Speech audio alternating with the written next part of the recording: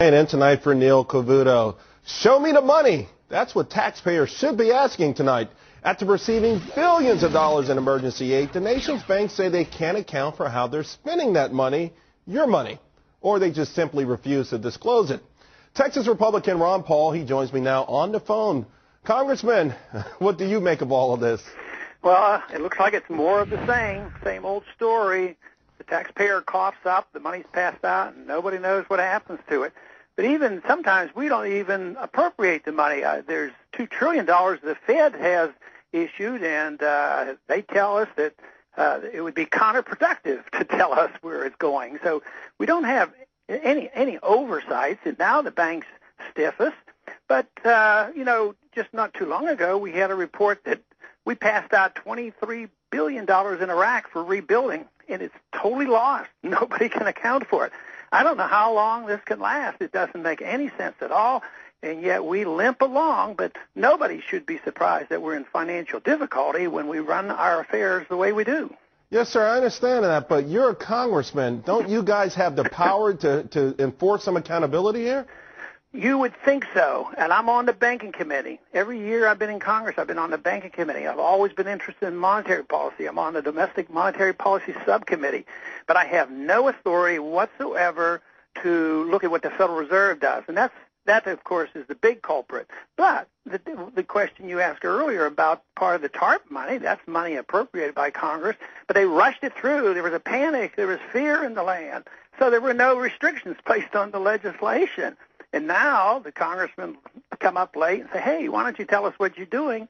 And they either don't know or don't want us to know and don't feel compelled to tell us.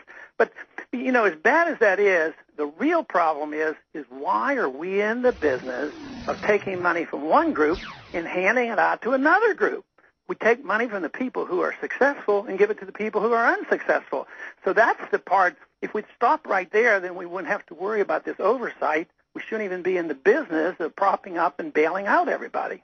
But the fact of the matter is, though, sir, that we are in very difficult straits here. I mean, obviously, you have been opposed to TARP and you're opposed to bailouts, but a lot of other folks would say, you know what, under the free market system that Ron Paul says that we should be looking at, this is how we got in the mess in the first place. What do you say to the millions of folks out there who are just simply confused because one way certainly didn't seem like it worked because it got us into this jam, and now there doesn't seem to be a solution?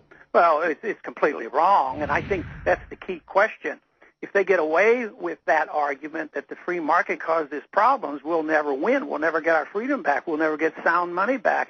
We'll never believe in the market again. We'll never believe in property again, property rights. Because we got in this trouble because we had a funny money system based on total fiat, money created out of thin air, and we believed in big government spending, big government regulations, depend on the SEC and Sarbanes-Oxley and everybody else would take care of us, and all this spending and all the money that we appropriate is all spent outside of the marketplace. So it is the biggest mistake in the world that we can make is to think for a minute that our problems today are the result of capitalism and freedom.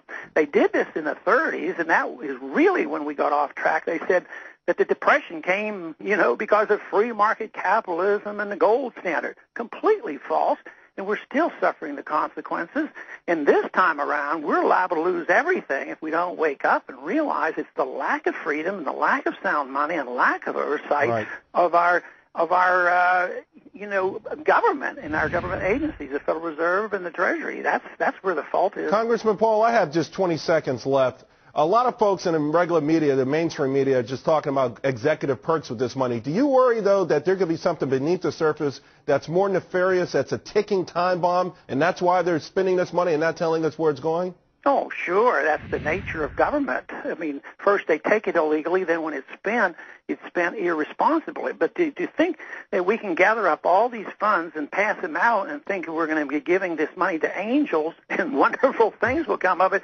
That would be totally naive. That's why we shouldn't be in the business of doing this. So, yes, I think when the dust settles, we're going to find out a lot of mischief has been going on. Thank you very much, Congressman Paul. Appreciate it every time you're on the show.